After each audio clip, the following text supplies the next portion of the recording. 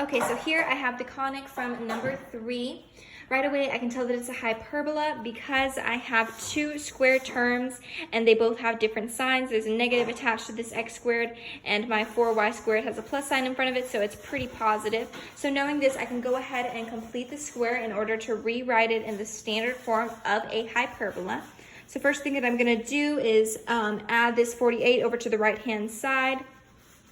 And then I'm going to take my like terms, so I have 4y squared and minus 8y.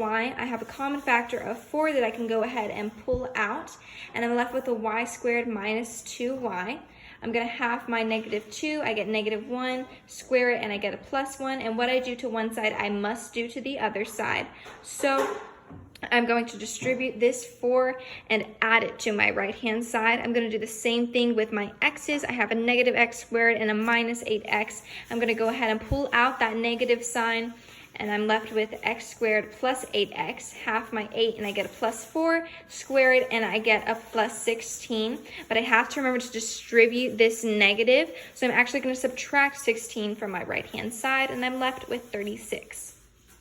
But I want a 1 on this right-hand side, so I'm going to go ahead and divide everything in the equation by 36. 4 will go into 36 9 times, and this won't simplify any further, so it stays the same, and 36 divided by itself is just 1. So that's our standard form. Knowing this, I can go ahead and pull out my h and my k, which is my center, and I get a negative 4, 1 for my x and y values. And this is a vertical hyperbola. I know that because my horizontal x values are being subtracted from my vertical y values, or I could just match it up with the standard form of a vertical hyperbola written here. So a vertical hyperbola is going to open up and down, and my transversal axis is going to open, or is going to be vertical as well, at x equals negative 4, the x value of our center. So, knowing this basic information, I can go ahead and find my fundamental triangle by just taking my horizontal A value and my vertical B value. I can go up and down vertically 3 from my center, and horizontally 6 left or right and left from my center as well. And I get midpoints at the places that these hit, I have my transversal axis right here, so knowing that this is a vertical transversal axis, the places that hit right here are actually going to be the vertices of my hyperbola. And also another thing to note is my asymptotes are going to go through the corners of my fundamental triangle and hit through the center.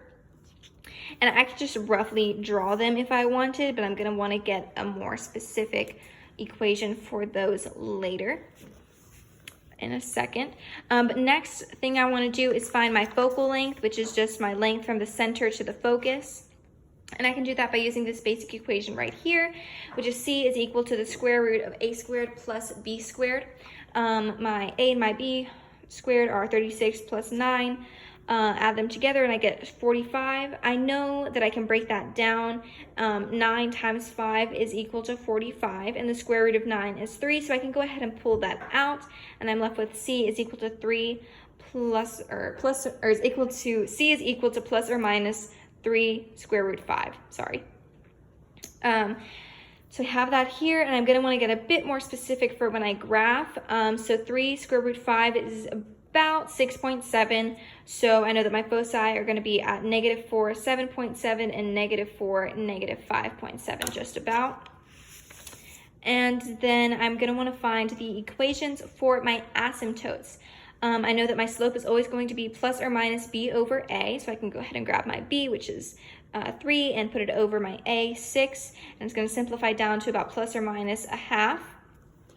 And for my slope equation, I can plug in my x and y values from my center.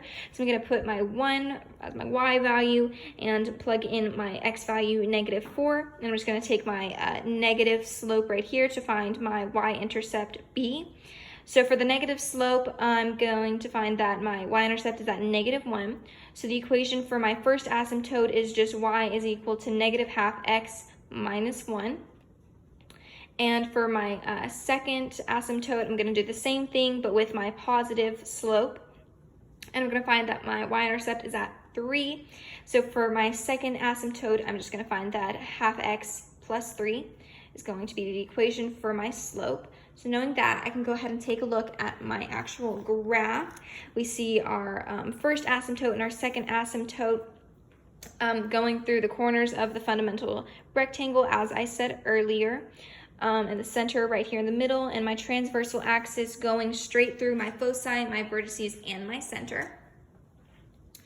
So I have my foci, as I said earlier, -4 and -5.7, and my vertices, which are touching right at the midpoint of this fundamental fundamental rectangle, at -4, -2, and -4, 4.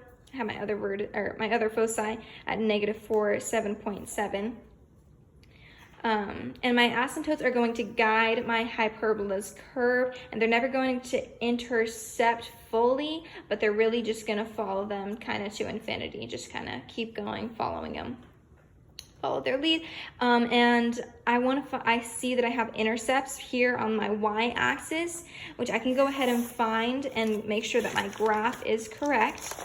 If I were to take a look at my quick sketch, I would see that they do not intercept the x-axis on this one, but they do with the y, so I can go y-axis, so I can go ahead and find that by just plugging 0 in for my x value of my standard form of my hyperbola that I found. I want to get rid of this denominator, so I'm going to go ahead and multiply both sides by 36. I'm left with 36 divided by 9 is 4, so that's what I'm left with. Gonna add that 16 over and then divide it by my remaining 4. I'm left with y minus 1 squared is equal to 13. To get rid of that superscript, I'm going to square root my y minus 1 and my 13. And I'm left with y is equal to 1 plus or minus square root of 13. To get a bit more specific, which is helpful, the square root of 13 is about 3.6. So I know that my y-intercepts are going to be at 0, 4.6, and 0, -2.6. I can go ahead and check that over here on my graph. I can see that we are going down 1, 2, and 2.6, not exactly 3 right here on my graph. And if I was to go up 1, 2, 3, 4.6, not quite 5 right there, I know that my x-intercepts and my graph, or my y-intercepts and my graph are correct. So the last thing that we have to do is find our domain and range. Our domain is just all real numbers. It goes, it's infinite, so it goes from -infinity to +infinity, and there's no real limitations on that. For my range, I can see exactly where my hyperbola starts. My vertical hyperbola starts at 4 right here and goes upwards to +infinity, and right here where it starts at -2 and goes down to -infinity. So I can write that as -2 to -infinity union with 4 to infinity, +infinity. And that's how you graph and find a hyperbola conic.